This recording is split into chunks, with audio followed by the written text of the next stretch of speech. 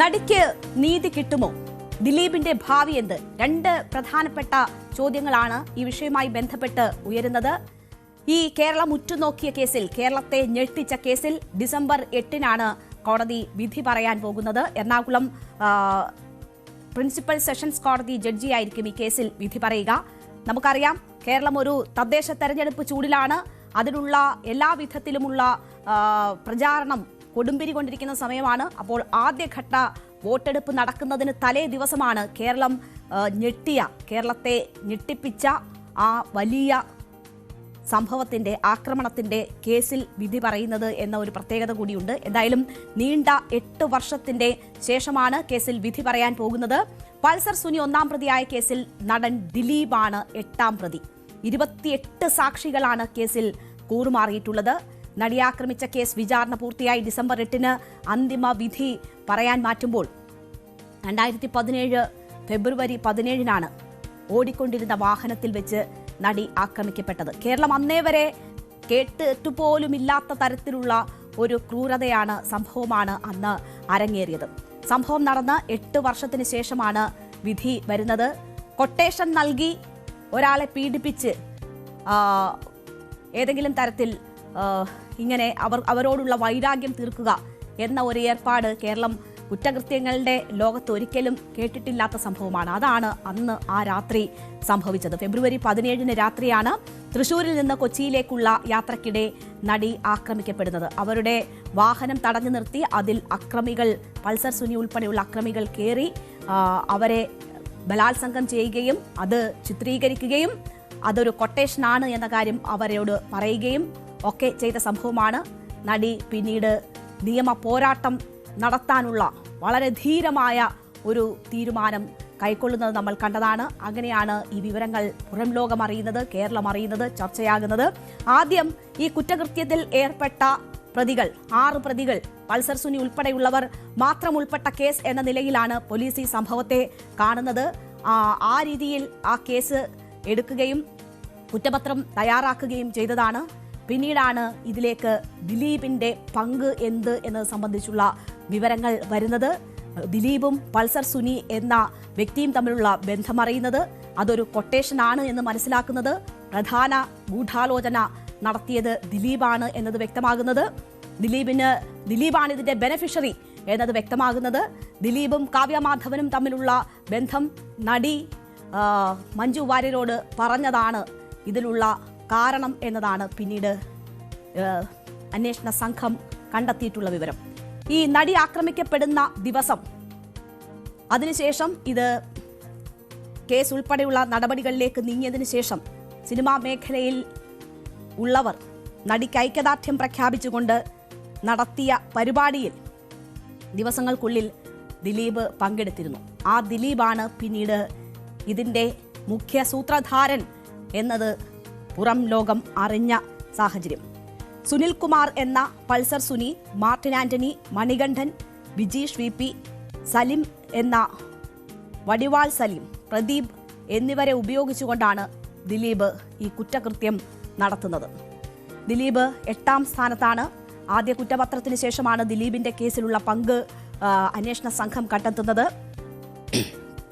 നടിക്ക് ഐക്യദാർഢ്യം പ്രഖ്യാപിച്ച ദിലീപിനെ 2017 ജൂലൈ 10-നാണ് പോലീസ് ഈ കേസിൽ അറസ്റ്റ് ചെയ്തത്.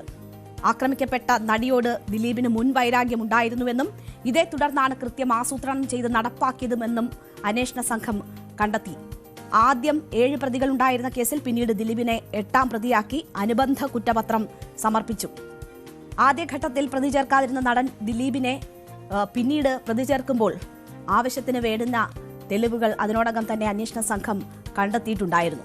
2017 ജൂൺ 28-ന് ദിലീപ്, നാദിർ ഷാ എന്നിവരെ ആലുവ പോലീസ് ക്ലബ്ബിൽ വിളിച്ചുവരുത്തി 13 മണിക്കൂർ മൊഴിയെടുത്തതിനു ശേഷമാണ് അറസ്റ്റിലേക്ക് അന്വേഷണ സംഘം നീങ്ങുന്നത്.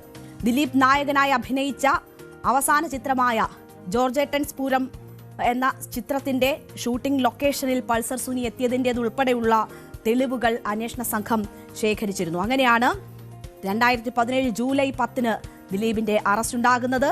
85 ദിവസത്തിന് ശേഷം, ഏതാണ്ട് 87 ദിവസമാകുമ്പോഴാണ് ദിലീപിന് പിന്നീട് ഇതിൽ ജാമ്യം പോലും ലഭിക്കുന്ന സാഹചര്യം ഉണ്ടായത്. 2021 ഡിസംബറിൽ ഈ കേസിന്റെ മറ്റൊരു നിർണായകമായ വഴിത്തിരിവുണ്ടാകുന്നു. ദിലീപിന്റെ അറസ്റ്റ് ഉണ്ടായി. പക്ഷേ ദിലീപ് പിന്നീട് ജാമ്യത്തിലിറങ്ങി. ദിലീപിന്റെ ഇൻവോൾവ്മെന്റ് സംബന്ധിച്ചുള്ള വിവരങ്ങൾ ഉണ്ട് എങ്കിൽ പോലും അന്വേഷണ സംഘം ഇരുട്ടിൽ തപ്പുന്ന ഒരു സാഹചര്യം ഉണ്ടായിരുന്നു. ആ ഘട്ടത്തിലാണ് ബാലചന്ദ്രകുമാറിന്റെ രംഗപ്രവേശനം ഇതുമായി ബന്ധപ്പെട്ട് ഉണ്ടാകുന്നത്. ദിലീപിന്റെ വീട്ടിൽ വെച്ച് പൾസർ സുനിയെ കണ്ടു എന്ന ഒരു നിർണായക മൊഴി സംവിധായകൻ ബാലചന്ദ്രകുമാറിന്റെ ഭാഗത്തു നിന്നും ഉണ്ടാകുന്നു. അവിടെ ഇവർ സംസാരിച്ചതുൾപ്പെടെയുള്ള കാര്യങ്ങളിലെ ചില നിർണായക തെളിവുകൾ ബാലചന്ദ്രകുമാറിന്റെ കയ്യിലുണ്ട് എന്ന വിവരങ്ങൾ വരുന്നു. അങ്ങനെ കോടതി അനുമതിയോടുകൂടി ദിലീപിനെതിരെ വീണ്ടും അന്വേഷണം നടക്കുകയും ഒരു കുറ്റപത്രം കൂടി സമർപ്പിക്കുകയും ചെയ്തതാണ്. അങ്ങനെ 3 ഘട്ടങ്ങളായി കുറ്റപത്രം സമർപ്പിക്കപ്പെട്ട കേസാണ്. ഈ കേസിൽ ബാലചന്ദ്രകുമാറിന്റെ ഇൻവോൾവ്മെന്റ് എന്ന് പറയുന്നത് വളരെ പ്രധാനപ്പെട്ടതാണ്. ഈ കേസ് അന്വേഷണത്തിന് ഒരു ദിശാസൂചികയാകാൻ ബാലചന്ദ്രകുമാറിന്റെ കയ്യിലുള്ള തെളിവുകൾക്ക് കഴിഞ്ഞ ഒരു സാഹചര്യമൊക്കെ ഉണ്ട്. പക്ഷേ അദ്ദേഹം നിർഭാഗ്യവശാൽ ഇതിന്റെ വിധി പ്രഖ്യാപനത്തിന് മുൻപ് തന്നെ അദ്ദേഹത്തിന്റെ അന്ത്യം സംഭവിച്ച ഒരു കാര്യം കൂടി നമുക്ക് മുന്നിലുണ്ട്. ആ തെളിവുകൾ എത്രമാത്രം നിർണായകമാകുന്നു എന്നത് വിധി പ്രഖ്യാപനത്തിലാകും നമുക്ക് അറിയാൻ കഴിയുക. ഈ നടി ആക്രമിക്കപ്പെട്ട കേസിന് മറ്റ് പല പ്രാധാന്യം കൂടി നമ്മുടെ സമൂഹവുമായി ബന്ധപ്പെട്ടുകൂടി ഉണ്ട് എന്നത് മനസ്സിലാകണം. ഒരു പോരാട്ടം തുടങ്ങുന്നത് ആ സംഭവത്തിൽ നിന്നാണ്. മലയാള സിനിമയിലെ ഒരു സ്ത്രീ കൂട്ടായ്മയുടെ രൂപീകരണത്തിന് നാന്ദി കുറിച്ച സംഭവം കൂടിയായി അത് മാറുകയാണ്. സ്ത്രീക്ക് വേണ്ടി ആക്രമിക്കപ്പെട്ട നടിക്ക് വേണ്ടി ഒത്തുകൂടിയ സിനിമാ മേഖലയിൽ നിന്നുള്ളവർ എല്ലാം പിരിഞ്ഞുപോയി. പക്ഷേ അതിൽ നീതി തേടി നിലയുറപ്പിച്ച മലയാള സിനിമയിലെ നടിമാർ അവർ വുമൺ ഇൻ സിനിമ കളക്റ്റീവ് എന്ന ഒരു പുതിയ സംഘടനയ്ക്ക് രൂപം കൊടുക്കുന്നു. സിനിമാ മേഖലയിൽ സ്ത്രീകൾ അനുഭവിക്കുന്ന പ്രശ്നങ്ങൾ എന്താണ് എന്നതിൽ ചർച്ചകൾ ആരംഭിക്കുന്നു. സിനിമാ മേഖലയിൽ പോഷ് ഉൾപ്പെടെയുള്ള ആക്ടുകൾ നടപ്പാക്കണം എന്ന നിലയിലേക്ക് കാര്യങ്ങൾ വരുന്നു. മാത്രവുമല്ല, മുഖ്യമന്ത്രി ഉൾപ്പെടെയുള്ളവരെ കണ്ട് എന്താണ് സിനിമാ മേഖലയിലെ സ്ത്രീകൾ അനുഭവിക്കുന്ന പ്രശ്നങ്ങൾ എന്നത് ചർച്ചയാക്കുന്നു. സർക്കാരിന് അതിൽ ഇടപെടേണ്ടുന്ന സാഹചര്യം സൃഷ്ടിക്കപ്പെടുന്നു. താരസംഘടനയായ അമ്മയിൽ അതിനോടകം തന്നെ വലിയ രീതിയിലുള്ള ചർച്ച ഇതുമായി ബന്ധപ്പെട്ട് ഉണ്ടാകുന്നു. താരസംഘടനയായ അമ്മയുടെ സ്ത്രീ വിരുദ്ധ നിലപാടുകൾ വലിയ രീതിയിൽ ചർച്ചയാകുന്നു. അവിടെ പല തലകളും ഉരുളുന്ന സാഹചര്യം ഉണ്ടാകുന്നു. അതിനുശേഷം സംഘടന കുറ്റാരോപിതർക്കൊപ്പം തന്നെ നിൽക്കുമ്പോഴാണ് അവിടെ നിന്ന് ഇറങ്ങി വന്ന് ആ നടിമാർ മറ്റൊരു സംഘടനയ്ക്ക് രൂപം കൊടുക്കുന്നത്. അതാണ് പിന്നെ ഹേമ കമ്മിറ്റിയുടെ രൂപീകരണത്തിലേക്ക് വരെ നയിച്ചത്. ഹേമ കമ്മിറ്റി സിനിമാ മേഖലയിലെ പ്രശ്നങ്ങൾ പഠിക്കുകയും അവിടെ സ്ത്രീകൾ അനുഭവിക്കുന്ന ബുദ്ധിമുട്ടുകൾ മനസ്സിലാക്കുകയും സർക്കാരിന് റിപ്പോർട്ട് സമർപ്പിക്കുകയും ചെയ്തു. പക്ഷേ ആ റിപ്പോർട്ട് ഏതാണ്ട് 4 വർഷം പുറം ലോകം കാണാതെയിരുന്നു. പിന്നീട് അതിലുണ്ടായ കാര്യങ്ങളൊക്കെ നമുക്ക് കൺമുന്നിലുണ്ട്. ഇപ്പോഴും അതുമായി ബന്ധപ്പെട്ടൊക്കെ സിനിമാ മേഖലയുടെ നവീകരണവുമായി ബന്ധപ്പെട്ട് സ്ത്രീകളുടെ പ്രശ്നങ്ങൾ, അവർ അനുഭവിക്കുന്ന പ്രശ്നങ്ങൾ പരിഹരിക്കുന്നതുമായി ബന്ധപ്പെട്ടൊക്കെ പലതരത്തിലുള്ള ചർച്ചകളും നടപടികളുമൊക്കെ നടന്നുകൊണ്ടിരിക്കുന്ന ഘട്ടം കൂടിയാണ്. അതൊക്കെ തുടങ്ങുന്നത് പോരാടാൻ ഉറപ്പിച്ച ഈ നടിയുടെ തീരുമാനത്തിൽ നിന്നാണ്. അതാണ് പ്രചോദനം എന്ന കാര്യം നമ്മൾ കാണണം. എന്തായാലും അത് സിനിമാ മേഖലയുമായി ബന്ധപ്പെട്ടുള്ള വലിയ പ്രശ്നങ്ങൾ വലിയ രീതിയിൽ ചർച്ചയാക്കുന്ന സാഹചര്യത്തിലേക്കൊക്കെ കാര്യങ്ങളെ എത്തിച്ചു. അതിനുശേഷം ഈ വിചാരണ നടപടികൾ നീട്ടിക്കൊണ്ടുപോകാനുള്ള വലിയ നീക്കങ്ങൾ പ്രതിഭാഗത്തുള്ള ദിലീപിന്റെ ഭാഗത്തു നിന്നൊക്കെ ഉണ്ടാകുന്നത് നമ്മൾ കണ്ടതാണ്. അങ്ങനെയാണ് വിചാരണ അനന്തമായി നീണ്ടുപോകുന്ന ഒരു സാഹചര്യം, ഏതാണ്ട് 8 വർഷത്തോളം നീതി തേടി കാത്തിരിക്കേണ്ടി വരുന്ന ഒരു സാഹചര്യം ഉണ്ടായത്. 28 സാക്ഷികൾ, ഈ കേസുമായി ബന്ധപ്പെട്ട സാക്ഷികൾ പിന്മാറുന്ന സാഹചര്യം ഉണ്ടായി. പ്രോസിക്യൂഷൻ പിന്മാറുന്ന സാഹചര്യം, പ്രോസിക്യൂട്ടർമാർ പിന്മാറുന്ന സാഹചര്യം ഉണ്ടായി. അപ്പോൾ അതൊക്കെയും നമ്മൾ കണ്ടതാണ്. 28 സാക്ഷികൾ, അതായത് ഈ ദിലീപ് എന്ന വ്യക്തിക്ക് നടിയോടുള്ള വൈരാഗ്യം എന്ത് എന്നത് നേരിട്ടറിയാവുന്ന നിർണായകമായ സാക്ഷികളാണ് ഇതിൽ നിന്ന് വിട്ടുമാറിയ 28 പേർ എന്നത് കാണണം. അങ്ങനെയൊക്കെ വലിയ പ്രതിസന്ധി ഘട്ടങ്ങളിലൂടെ കടന്നുപോയിട്ടുള്ള കേസാണ് ഈ അന്തിമ വിധി പ്രഖ്യാപനത്തിലേക്ക് കാര്യങ്ങൾ എത്തുന്നത്. ഈ കേസുമായി ബന്ധപ്പെട്ട് ഏറ്റവും പ്രധാനപ്പെട്ടത് ആ ദൃശ്യങ്ങൾ അടങ്ങിയ മെമ്മറി കാർഡാണ്. അത് അവിടെ നിന്ന് എടുത്തുകൊണ്ടുപോയ വിവരം, ആ മെമ്മറി കാർഡിൻ്റെ ഹാഷ് വാല്യൂ മാറിയ വിവരം അത് പുറത്തു വരുന്നുണ്ട്. പിന്നീട് അന്വേഷണത്തിൽ അത് സ്ഥിരീകരിക്കപ്പെടുന്ന സാഹചര്യമുണ്ടായി. അങ്ങനെയൊക്കെ നീതി തേടി പല കോടതികൾ ഈ നടിക്ക് കയറി ഇറങ്ങേണ്ടി വരുന്ന സാഹചര്യം, സുപ്രീം കോടതിയെ വരെ സമീപിക്കേണ്ടുന്ന സാഹചര്യം, ഏറ്റവും ഒടുവിൽ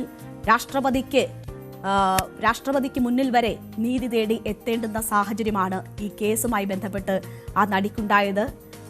നീതി തേടിയുള്ള പോരാട്ടത്തിന് അതിരുകളില്ല, അതിൽ ഏതറ്റം വരെയും പോകുമെന്ന പ്രഖ്യാപിത നിലപാടെടുത്ത് പൊരുതുന്ന നടി, ആ രീതിയിൽ കേരള സമൂഹത്തിനാകെ ഒരു മാതൃക സൃഷ്ടിച്ച സംഭവം കൂടിയാണ് ഈ കേസുമായി ബന്ധപ്പെട്ടുണ്ടായിട്ടുള്ളത്. അതിലാണ് ഇപ്പോൾ നീണ്ട 8 വർഷത്തിന് ശേഷം വിധി പറയാൻ പോകുന്നത്. ഡിസംബർ 8-നാണ് വിധി പ്രഖ്യാപനം ഉണ്ടാവുക. ഈ കേസുമായി ബന്ധപ്പെട്ട ദിലീപ് ഉൾപ്പെടെയുള്ള പ്രതികൾ നേരിട്ട് ഹാജരാകണം എന്ന ഒരു നിർദ്ദേശം കോടതി ഇതിനോടകം നൽകിയിട്ടുണ്ട്.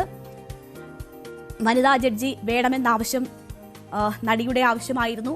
അതീവ രഹസ്യമായിട്ടാണ് വിചാരണ നടപടികൾ പൂർത്തിയാക്കിയത്. പിന്നീട് ആ ജഡ്ജിയുടെ നിലപാടുകൾക്കെതിരെ പോലും നിയമ പോരാട്ടം നടത്തേണ്ടുന്ന സാഹചര്യം ആ നടിയെ സംബന്ധിച്ചുണ്ട്. ഈ കേസിൽ നടിക്ക് നീതി കിട്ടുമോ എന്നതാണ് നമുക്ക് അറിയേണ്ടത്. അത് ഈ കേസിൽ ഉണ്ടാകുന്ന വിധി പ്രഖ്യാപനം എന്ന് പറയുന്നത് ഒരു സന്ദേശമായിരിക്കും. നീതി തേടി ആക്രമിക്കപ്പെടുന്ന അല്ലെങ്കിൽ ഇതുപോലെ ബലാത്സംഗത്തിനിരയാകുന്ന സ്ത്രീകളെ സംബന്ധിച്ച് അവർക്ക് കൊടുക്കുന്ന ഒരു സന്ദേശമാണ് ഈ കോടതി വിധിയിലൂടെ ഉണ്ടാകേണ്ടത്. അതെങ്ങനെ വരുന്നു എന്നതാണ് കേരള സമൂഹം കാത്തിരിക്കുന്നത്. 8 വർഷത്തിന് ശേഷം ആ കേസിൽ ഡിസംബർ 8-ന് വിധി പറയും. നടിക്ക് നീതി കിട്ടുന്നോ ഇല്ലയോ എന്നത് നമുക്ക് അന്ന് മനസ്സിലാകും. എന്തായാലും പോരാട്ടത്തിന് ഒരു ഇഞ്ച് പോലും പിന്നോട്ടില്ല എന്ന സൂചനകൾ അവർ ഒരുപാട് തവണ ഈ കേസുമായി ബന്ധപ്പെട്ട് നൽകിയിട്ടുണ്ട്. ഈ വിധി എന്തായാലും അതിൽ നീതിയില്ല എങ്കിൽ പോരാട്ടം തുടരും എന്ന കാര്യം ഉറപ്പാണ്. ദിലീപിന്റെ ഭാവി എന്ത് എന്നതുകൂടി നിർണയിക്കുന്നതായിരിക്കും ഡിസംബർ 8 വിധി ദിനം.